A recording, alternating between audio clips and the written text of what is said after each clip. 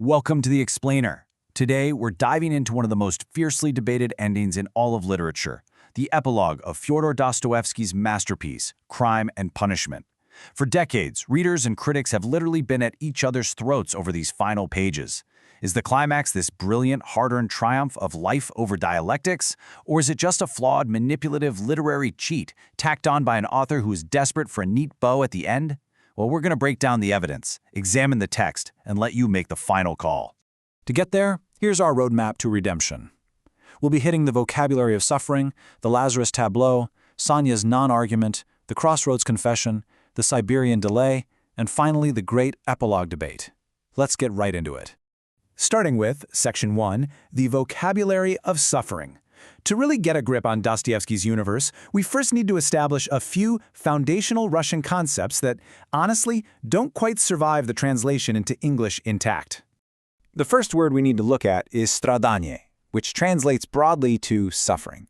But in the specific Orthodox register Dostoevsky is using here, it isn't just some passive misfortune that happens to you. It's an active taking up of suffering. So when the investigator Porfiry tells our main character Raskolnikov to accept suffering, he means to assume it deliberately. It's like a heavy burden you actively choose to pick up. The active voice here is absolutely crucial. Next up is smирение. This translates to humility or submission, and it's a word we see repeatedly used to describe our heroine, Sonya. Now, etymologically, it's tangled up with the word mir, which is a fascinating word because it simultaneously means peace, the world, and the village commune. So, to be humbled in this context actually means to be reconciled to the world and return to your community. It carries a really heavy social weight right alongside its spiritual meaning. Finally, we have the Urodovy tradition, which gives us the Holy Fool. This is a highly recognized figure in Russian Orthodoxy. We're talking about someone in a totally degraded or scandalous outward condition who actually carries immense spiritual authority, precisely because they have absolutely no standing in society. Sonya is deliberately built on this template, and so is her father, Marmeladov. Think about his completely absurd drunken tavern monologue where he talks about God forgiving his daughter. It literally introduces the novel's entire theology, all through the mouth of a hopeless drunk. Moving on to Section 2, the Lazarus tableau. This is really the structural center of the novel, in Part 4, Chapter 4. This is where raw intellect violently collides with faith. Picture the scene. Raskolnikov walks into Sonya's room. It's this bizarre, irregular space, shaped kind of like a barn, with one wall running off at this weird, jarring angle. He starts asking about God, mocking her, and then he outright demands that she read him the story of the raising of Lazarus. And here's the kicker. He specifically asks her to read it from the New Testament that was given to her by Lizaveta, the very woman Raskolnikov just murdered. Dostoevsky leaves this incredibly chilling detail completely uncommented upon by the narrator. Raskolnikov isn't seeking doctrine here, right? He's testing it. He's taking his obsessive theory-testing instinct and applying it directly to Sonya's fragile faith. And this just brilliantly illustrates Dostoevsky's core emblem for the entire novel. You've got the murderer and the harlot, strangely coming together to read the eternal book by the light of a flickering, guttering candle. It's so poetic.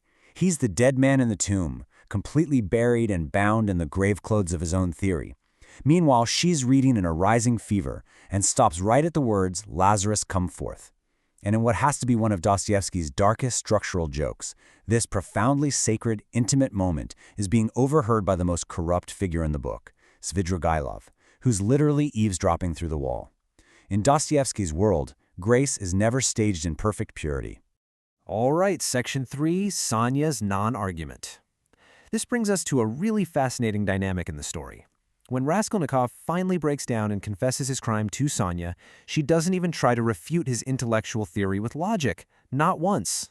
Instead of engaging in some high-level moral debate, her response is just immediate, visceral grief. She embraces him, she laments what he's done to himself, and they actually exchange crosses, specifically the dead woman Lizaveta's cross. This completely proves that Dostoevsky's answer to Raskolnikov's deadly hyperlogical theory isn't just a competing theory. It's a person. It's a practice. Think about that for a second. As the text flat out states, instead of dialectics, there was life. So to help him find that life again, Sonya gives him a really specific, highly physical set of instructions. She says, first, go to the crossroads. Second, bow down. Third, kiss the defiled earth. And fourth, say aloud, I have killed.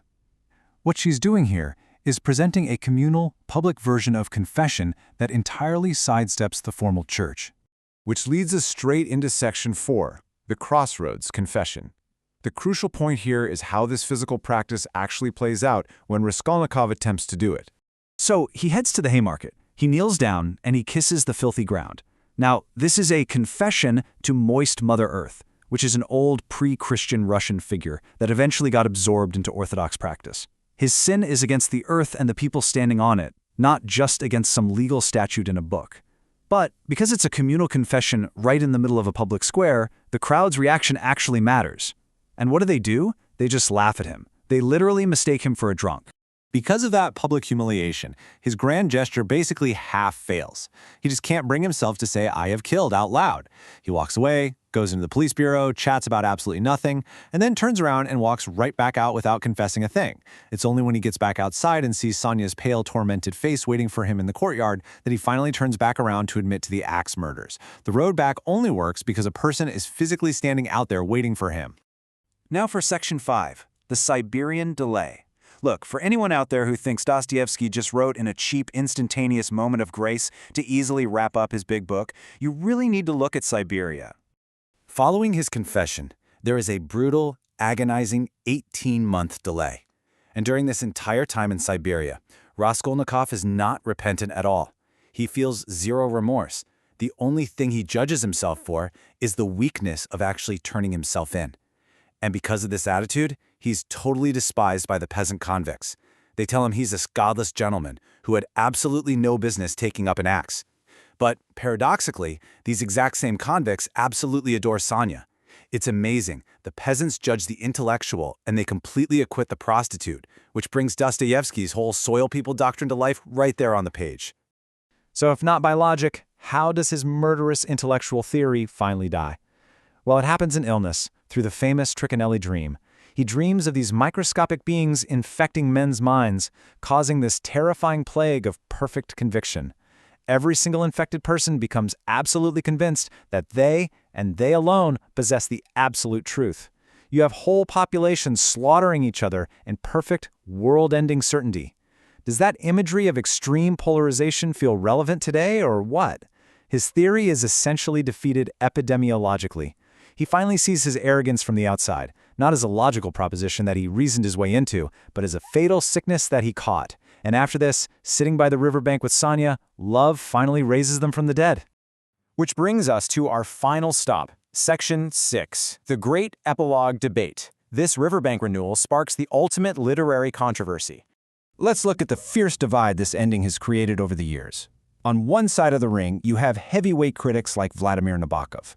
He completely dismissed the murderer and harlot reading scene, calling it a shoddy literary trick and just a sentimental yoking of ready-made categories.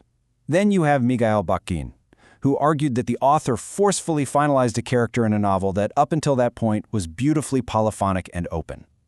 Critics love to point out that the actual conversion is actively dodged by the narrator, pushed off as the subject of a new story. But on the other side, the defense argues that the 18-month unrepentant delay is the argument against cheap grace.